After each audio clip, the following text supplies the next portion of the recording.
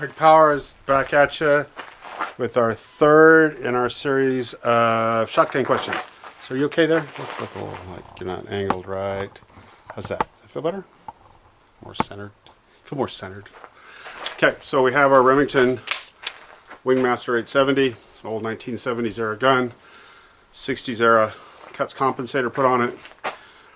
We tried it with a cylinder bore, just basically where the barrel was cut off. We tried it with improved cylinder. And we found with the Remington load, the pattern got much smaller, almost ideal. With the Federal flight control, got bigger. So some of them were not much difference. The center and below was not much difference. So I'm going to unscrew the improved cylinder choke, which is kind of small. And we're going to put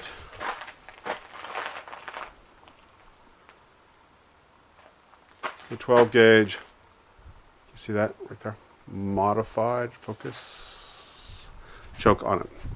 So it's got a lot of threads, so you just got to undo them. Really, if you're going to shoot it much, you should use the wrench to tighten it down. We're not going to shoot it very much. And we're just going to unscrew the choke and put our much longer modified choke. And then we're going to fire one of each of the loads to see what the difference is.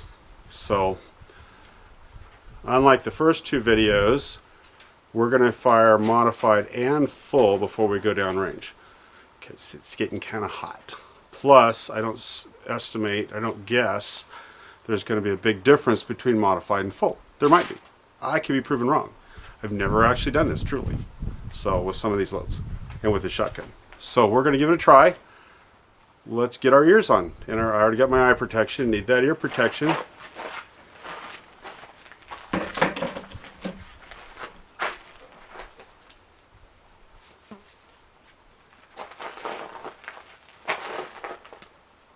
Good? You good? Alright. So, there we go. We got our Spartan 9 pellet Buckshot load, double aught buck, target 1. By the way, I taped the targets so you can see the prior groups plus the new ones. So you get kind of an idea. So we're going to shoot the same dot we shot at the last 2 times. And just going to aim at that. And got a pretty good recoil. It was fun. Go ahead and get out my cellar and below. And remember, this is the one, the 9 pellet load. There's no shot buffer in it. It's got a fiber card in it. And it's got an overshot card, which will typically bounce around between the pellets after they leave the barrel and can cause interference. But it also has a tendency to spread the load better. So if you had a full choke gun and it shot the patterns too tight, one of the ways you can fix that is with an overshot card load. Anyway, so target 2, cellar and below, the original orange dot. And we'll go back to our mini shell. Remember, the shot sizes are smaller, so it's like shooting a much smaller bullet. Plus, it's got 2 different sizes of bullets in it. But for the farmer, you know, maybe it's made in Mexico, maybe you keep your shotgun to take care of chupacabras when they come around. You know, maybe you don't need as big a shot. Maybe you need more of them. Or you have, you know, that crazy rooster, wild rooster that comes after your chickens and you want to get rid of them. Well, this would take care of the zombie rooster, squirrel, whatever. It doesn't need to kick as hard because it does a pretty good job at short range all by itself. But again, doesn't carry as much shot, doesn't carry as heavy a shot. Middle target, bottom dot, and then we're back to our good old Remington managed recoil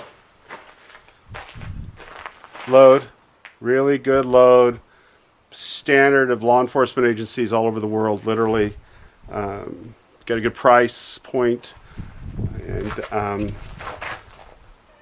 we found with the improved cylinder choke on it, this stuff shot really close, really tight patterns, like a 3x3 pattern at 15 yards. That's outstanding.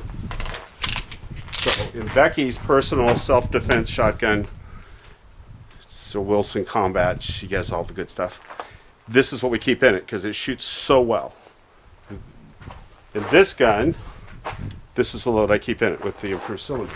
I just never shot it before like this, so glad you're with me so we could share.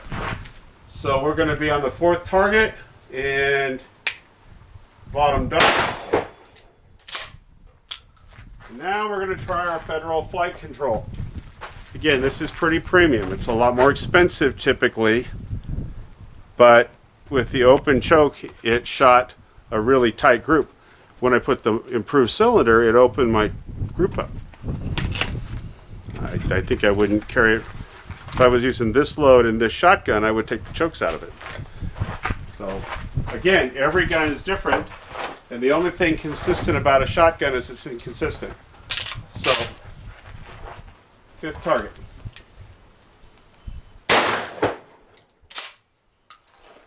Okay? Can you confirm the gun's clear? No rounds in it? Okay, in case I thought I'd check with somebody. And then I'm going to take the improved cylinder choke off. I mean the modified. Sorry, the improved cylinder is a short one. This is the modified. We're going to take the modified off, and we're going to put the full choke on. And we'll try all 5 loads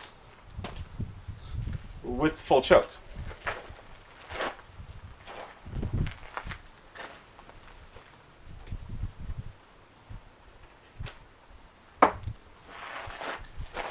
Again, it's got lots of fine threads to keep it from getting wobbly. It's taking a pretty good impact. When that column of shot comes here, goes into that open space, and then is forced down into the choke again, that's a lot of pressure. So you have to have hardened steel, and you have to have fine shot or fine threads to keep it from getting all wobbly, so that it goes straight. If you're shooting ducks or geese or something, you know, because your family's hungry and you like eating ducks or whatever, that's the choke you typically want. But do we want it with buckshot? So I got another dot. It's up high a little bit, so we'll see how it goes.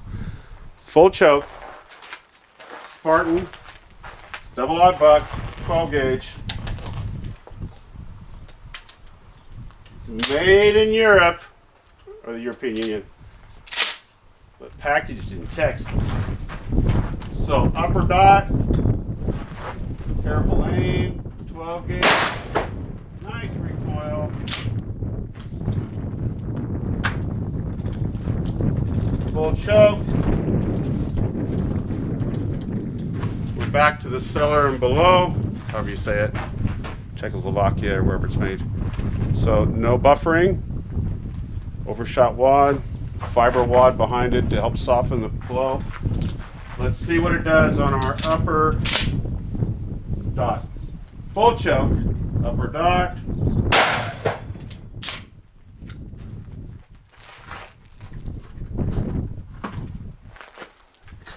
Mini shells, again, little tiny buckshots, not big ones. Center target, upper dot. Almost no recoil.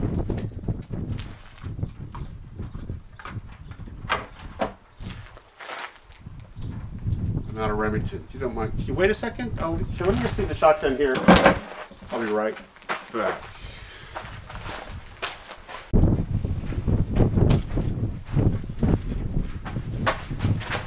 Okay, thanks for waiting. Just got kind of enthusiastic. I shot too much Remington. So Remington managed recoil, 8 pellet, 1200 feet per second. This was really our winner with the improved cylinder. Tried it with the modified. We haven't checked yet. This is the full. And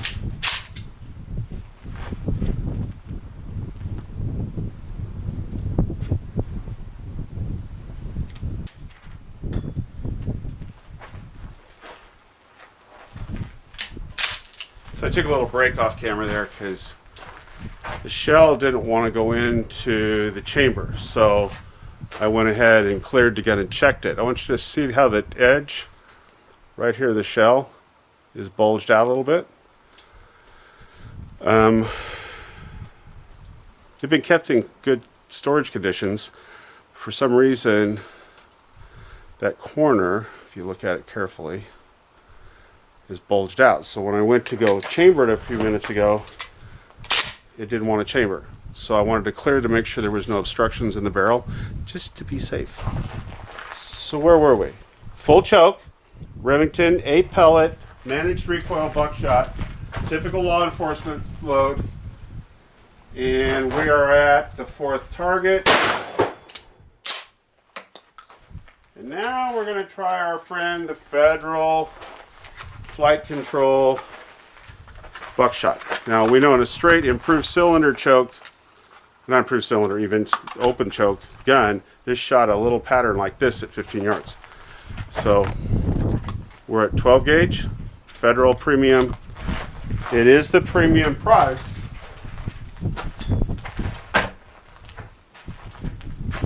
With the flight control what? 15 yards, upper dot.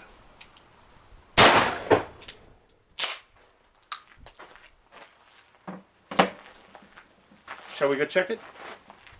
I think we should.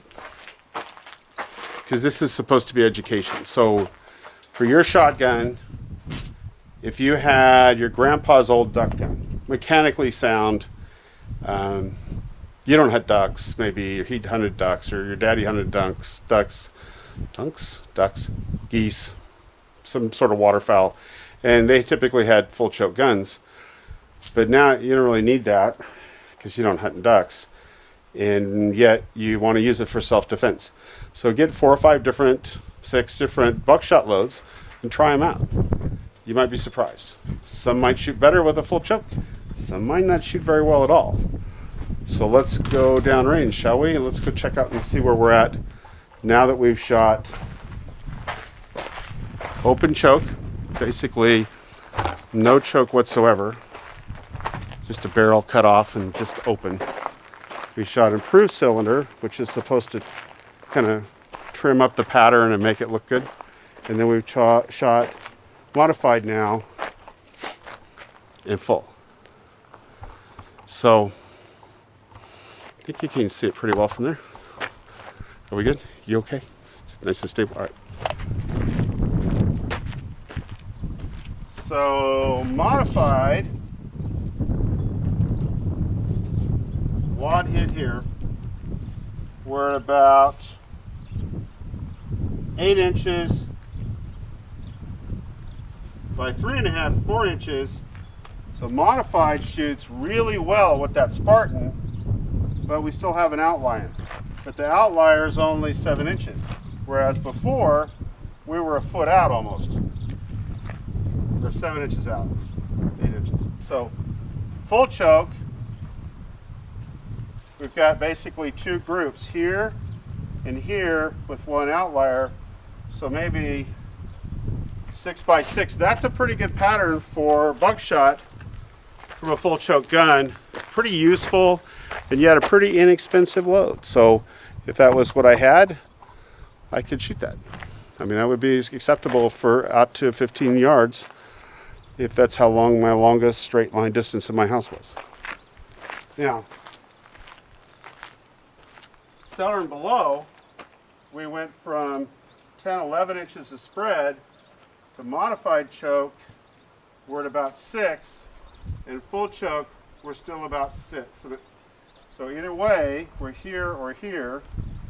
We got, what it took with that cellar and below is it took that craziness and brought it down into smaller, more predictable patterns. So if you had a modified or full choke that shot that well in your grandpa's gun, or your dad's gun, or your gun, that'd be pretty good for self-defense with the cellar and below load, which is inexpensive. So just because it doesn't have the premium flight control, buffered, managed, super secret sauce load in it, it might shoot really well. if you just tested it out, but you should test it out.